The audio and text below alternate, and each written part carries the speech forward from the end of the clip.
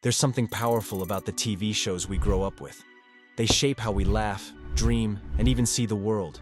And for millions of people, especially those who grew up in the 90s and 2000s, no channel did that better than Cartoon Network.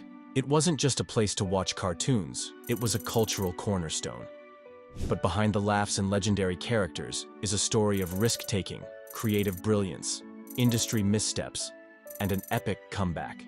This is the incredible journey of Cartoon Network. The rise, the fall, and the rise again. The vision, where it all started.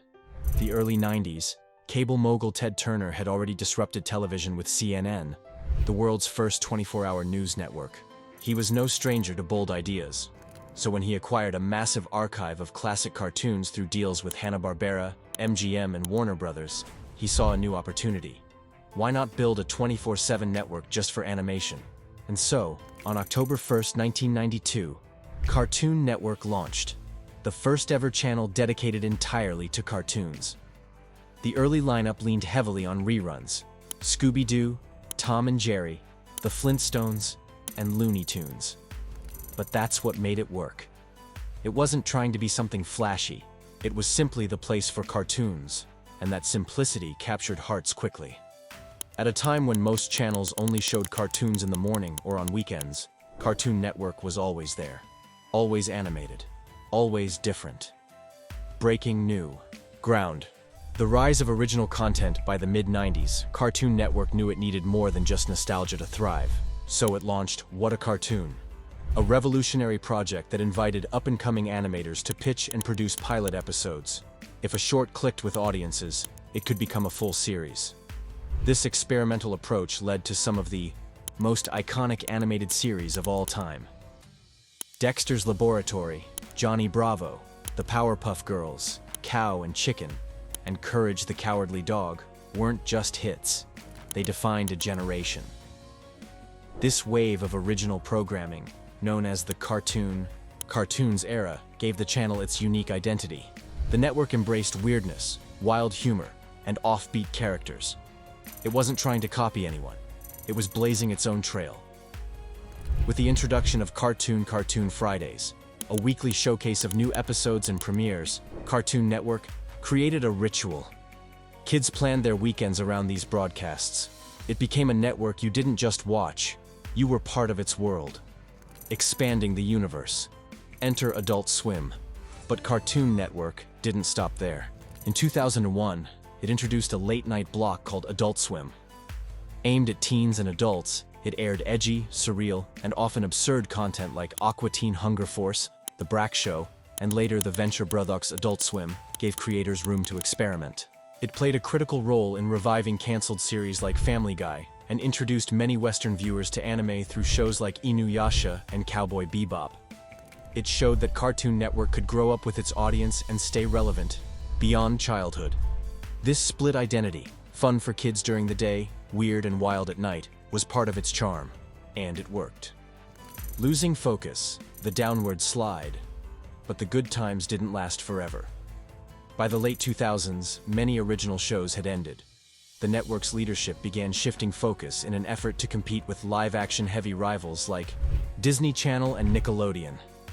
In 2009, Cartoon Network launched CN Reel, a block of live-action reality shows like Destroy Build Destroy and Dude, What Would Happen? The reaction was swift and negative. Fans were outraged. Live action? On Cartoon Network? The very name of the channel contradicted its new content. At the same time, the network underwent visual rebrands and phased out its iconic checkerboard aesthetic. The soul of the channel seemed to be slipping away. Ratings fell. Longtime viewers tuned out. It was clear the channel had lost its identity.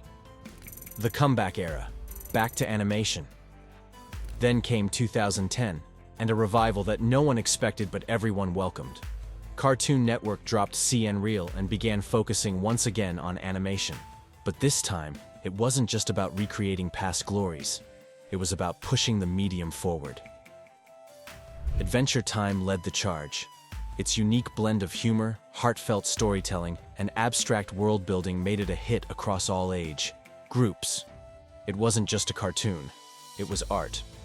Following closely were Regular Show, The Amazing World of Gumball, and Steven Universe. Each brought its own flavor: surrealism, satire, emotion, and groundbreaking inclusivity. These shows didn't talk down to their audience. They embraced deeper themes, complex relationships, and emotional storytelling in ways never before seen. On children's television, it worked. The channel's reputation bounced back. Cartoon Network was once again known for innovation, creativity, and courage, surviving the streaming revolution. But a new challenge loomed: the rise of streaming. Kids and teens weren't watching traditional TV anymore.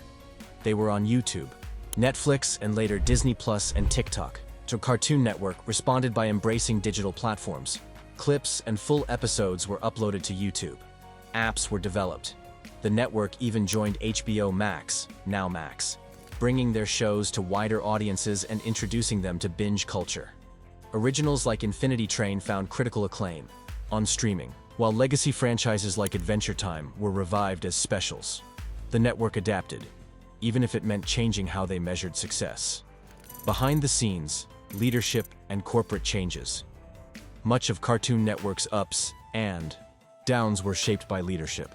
Betty Cohen, the founding president, nurtured its bold creative culture. After her exit, successors brought in varying strategies. Some focused on branding, others on profits, sometimes at the expense of creativity. In recent years, major mergers, like Warner Brothers with Discovery, caused internal reshuffles, budget cuts, and uncertainty. Shows were canceled mid-season. Planned projects disappeared. And yet, somehow, the network kept moving. Even with limited resources, its creative teams continued producing fresh content, supported by a loyal fan base that never gave up on the brand. A global phenomenon, it's worth mentioning that Cartoon Network wasn't just an American success story. The channel reached millions across Europe, Asia, Latin America, and beyond. Localized versions aired original and dubbed content, making it a truly global brand. Characters like Ben 10, Samurai Jack, and the Teen Titans became international icons. Fan conventions, cosplay communities, and internet forums kept the legacy alive even in markets where cable TV was declining. Today and tomorrow, a legacy in motion. Recent additions like Craig of the Creek and We Baby Bears prove that the spirit of Cartoon Network is still alive. These shows are fun, heartwarming, and inclusive, built on the same foundations that made the classics so beloved. Teen Titans Go, though polarizing, continues to dominate in ratings among kids. And the network's digital-first approach is helping it remain visible in an increasingly competitive market. There are talks of more spin-offs, collaborations, and reboots. Projects like Fiona and Cake, an Adventure Time spin-off, show that the channel is investing in its legacy while also expanding its universe. As of now, Cartoon Network's future is uncertain, but also full of possibility. The world of animation is changing, but Cartoon Network has shown that it can evolve and thrive with it. Final thoughts: Cartoon Network is more than a channel. It's a symbol of creativity, imagination, and resilience. From its groundbreaking launch in the early 90s, to the rise of original cartoons, to the slump of Cartoon Network Reel, and finally to a powerful comeback with shows like Adventure Time and Steven Universe, it has lived many lives. It has taught us that failure is not the end. Reinvention is always possible. So whether you grew up with Courage the Cowardly Dog, laughed through Gumball's chaos, or cried during a Steven Universe episode, Cartoon Network has been there, evolving, experimenting, and entertaining. And, if the past is any clue, the next chapter will be just as bold. Which era of Cartoon Network defined your childhood?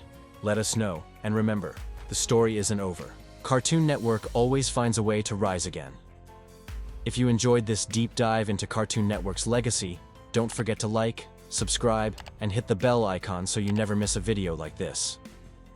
Got a favorite Cartoon Network memory? Drop it in the comments. We'd love to hear your story.